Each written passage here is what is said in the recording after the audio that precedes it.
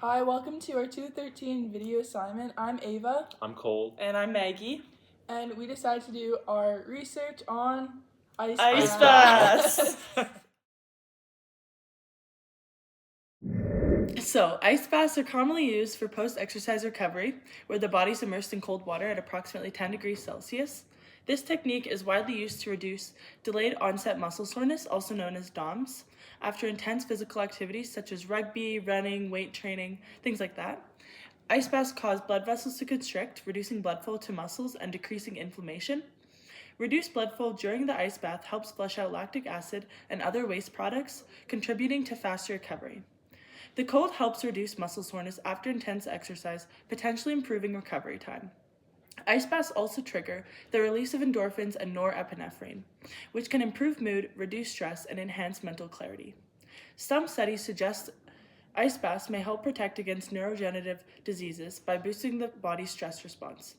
Many studies support the idea that ice baths can effectively speed up recovery and reduce muscle soreness. Ice baths may promote feelings of alertness, and their potential neuroprotective benefits could be crucial for long-term health. While there is evidence in favor of ice baths, some studies question their effectiveness when used alone. Factors such as the duration of the bath, the timing, immediately after exercise or hours later, and individual physiology can influence the effectiveness of ice baths. Current research is mixed, and further studies are needed to explore the optimal conditions for using ice baths and how they work with other recovery strategies.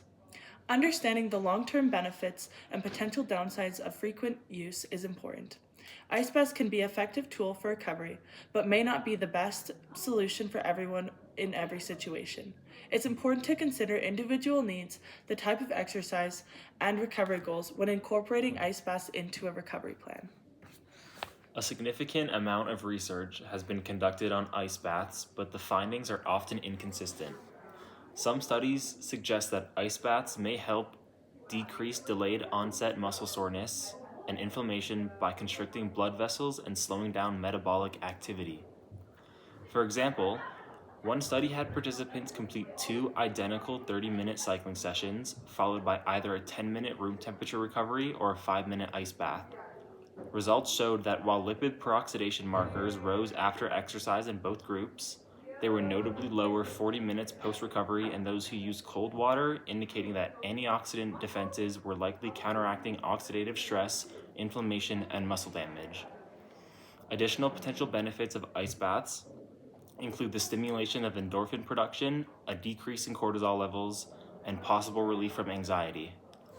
However, other research offers a different perspective.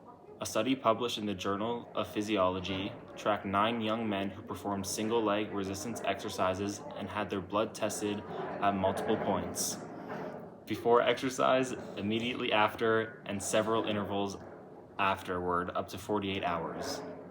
This study found that ice baths did not significantly affect inflammation or cellular stress when compared to active recovery methods.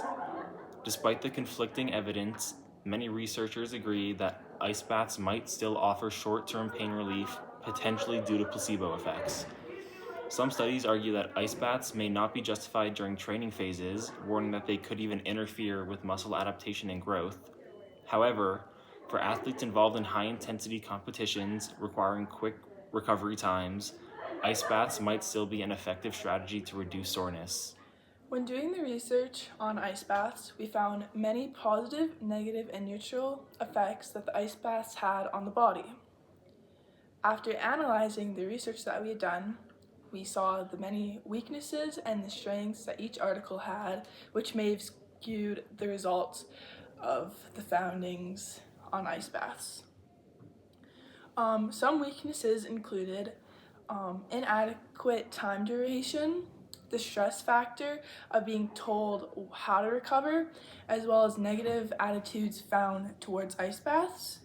And then the strengths that we found were using elite athletes as subjects, and having a common baseline testing results. So the intervention groups we could see what the effect actually had on each intervention group. Talking about the inadequate time duration, subjects often would use an ice bath using about 5 minutes of their time to recover. However, after reading the article and the discussion, this showed that 5 minutes can be too little of a time. So in this article, it kind of had a neutral effect on ice baths to the body. So, however, using a more time, say is the 10 to 15 minute range, this may have had a difference of the effects of the body. Another weakness of the stress being told on how to recover, it showed that athletes just had a negative effect after being told how to recover, and it showed that possible stressors and mental effects that after completing these ice baths. Using the strengths as athletes, this is a real life example and a real life conclusion to the subjects. Common baseline testing was a strength found in the one article, because then all intervention groups had a fair chance of equally being as effective and really being all effective, and having the randomized control trial that they used be pretty effective in their method use. After completing our research on ice baths, we discovered that they are not always the most effective method for recovery, especially depending on the type of sport and physical impact involved.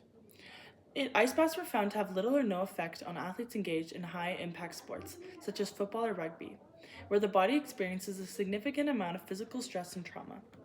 However, ice baths may offer benefits to athletes involved in lower-impact sports, where the physical toll on the body is less intense, allowing for more noticeable effects from cold water immersion. While there are proven short-term benefits, such as delaying onset of muscle soreness, DOMS, there is currently no evidence supporting long-term physical benefits from using ice baths. Despite the mixed physical results, research does show consistent physiological benefits of ice baths, including improved focus, increased concentration, and potential positive effects of mental health, such as stress relief. The studies and literature on ice baths were found to be inconsistent and sometimes contradictory, making it clear that ice baths are not a guaranteed or necessary component for effective recovery.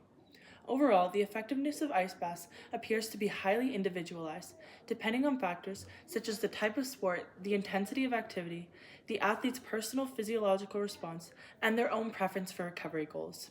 Because of these variations, athletes and coaches should carefully consider these factors before including ice baths as a regular part of their recovery process. It is recommended that ice baths, if used, be combined with other evidence-based recovery strategies, like proper sleep, nutrition, hydration, and active recovery exercises for the most effective results. And that concludes our video presentation for this assignment.